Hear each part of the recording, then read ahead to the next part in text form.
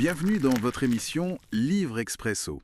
Je suis Jonathan. Et je suis Nathalie. Aujourd'hui, on se penche sur des extraits d'un livre qui a fait pas mal parler de lui, Une famille américaine, de J.D. Vance. C'est traduit par Vincent Reynaud, publié chez Globe. Oui, c'est ça. Le livre raconte en gros le parcours de Vance depuis une enfance assez difficile dans la Rust Belt jusqu'à une carrière brillante, tout en analysant le ressentiment de la classe ouvrière blanche américaine. Et notre objectif, c'est de voir ce qui ressort de ces extraits qu'on a lus, d'extraire un peu l'essence de ce récit autobiographique et des observations sociales qu'il contient. Exactement. On va essayer de décortiquer ça ensemble en se basant uniquement sur les passages fournis. Alors, commençons par le début. Il se décrit comme un hillbilly irlando-écossais. Qu'est-ce que ça veut dire concrètement d'après lui? C'est une identité culturelle forte, issue des Appalaches, mais qui a migré vers les zones industrielles comme l'Ohio, la fameuse Rust Belt.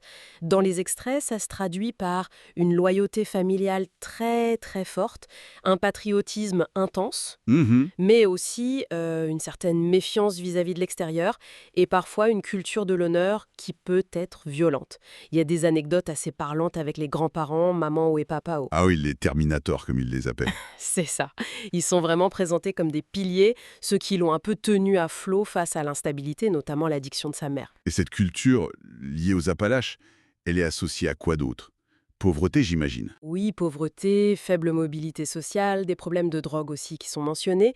C'est une culture qui, malgré l'étendue géographique, reste assez homogène et qui a donc migré avec les travailleurs vers des villes comme Middleton en Ohio. Parlons de Middleton, justement. Comment elle est décrite dans le livre? Comme le symbole de ces villes ouvrières de la Rust Belt en plein déclin, le sort de la ville est lié à celui de la Syrie Armoko, qui est devenue Acasti, c'est vraiment l'archétype. Et il y a cette anecdote assez frappante, non? Sur la difficulté à recruter. Ah oui, ça interpelle.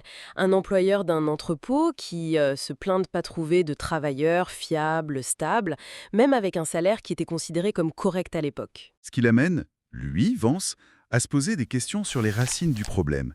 Est-ce que c'est juste économique, le déclin industriel, ou est-ce qu'il y a aussi des facteurs plus culturels, comportementaux? Exactement. Il observe autour de lui les divorces, l'addiction, un certain manque d'éthique de travail peut-être. Il remet en question l'idée que de meilleurs emplois suffiraient à tout régler. Il pointe une sorte de contradiction alors. Oui, tout à fait. D'un côté, une rhétorique qui valorise le travail dur, et de l'autre, un faible taux d'emploi dans sa communauté, et puis cette méfiance généralisée envers les élites, les institutions, que ce soit les médias ou la politique. C'est important pour comprendre ce sentiment d'abandon qu'il décrit. Et tout ça, ça éclaire son parcours personnel, qu'il décrit vraiment comme semé d'embûches, un champ de mine, je crois qu'il dit. Oui, l'enfance est marquée par une instabilité énorme. Les déménagements constants, les disputes violentes, l'addiction de sa mère, la succession de beaux-pères. C'est assez terrible. Mais les grands-parents étaient là, quand même. Oui, maman et papa, même si leur soutien était parfois fluctuant, ils étaient cruciaux. Maman qui paie un avocat, qui lui offre un refuge, c'était vital. Et puis il y a eu un tournant majeur. D'après les extraits, les marines. Ah oui, l'armée.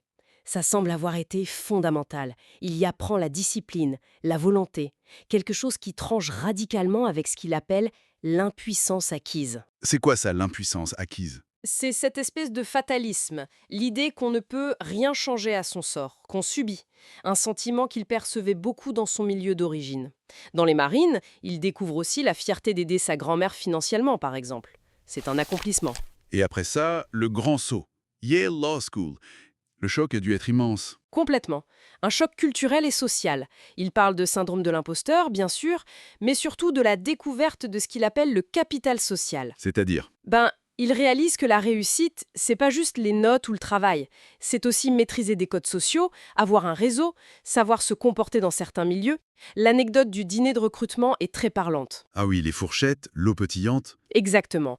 Des détails qui montrent le fossé énorme entre son monde d'origine et celui des élites. Et dans les réflexions finales qu'on a pu lire, il revient beaucoup sur le poids du passé, non? Sur l'enfance. Oui, il insiste sur l'impact durable de ce qu'il appelle les expériences négatives de l'enfance.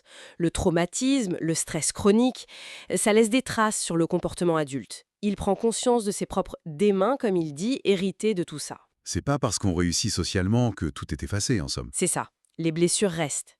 Et ça explique peut-être son scepticisme quant aux solutions toutes faites. Justement, les solutions. Il n'a pas l'air très convaincu par les réponses politiques globales. Non, il est plutôt prudent. Les extraits suggèrent qu'il croit davantage aux aides ciblées, individuelles. L'importance d'un mentor, le rôle de la famille ou de figures qui peuvent pousser à la marge, comme il dit. Il y a une phrase un peu amère, non?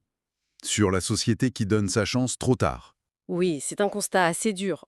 Tout en reconnaissant les problèmes systémiques, il met aussi l'accent sur une forme de responsabilité individuelle et communautaire face aux problèmes comme la drogue, la criminalité, qui sont aussi, selon lui, auto-infligés en partie. Ce qui nous ramène à une question assez fondamentale, finalement. Quelle est la part de nos origines, de notre culture dans notre destin? Et quelle part reste à la volonté individuelle pour s'en sortir ou transformer les choses? C'est exactement la question que soulève ce récit. Merci pour votre écoute. N'oubliez pas de vous abonner à l'émission, de commenter et de nous proposer les livres que vous aimez. À très bientôt dans Livre Espresso.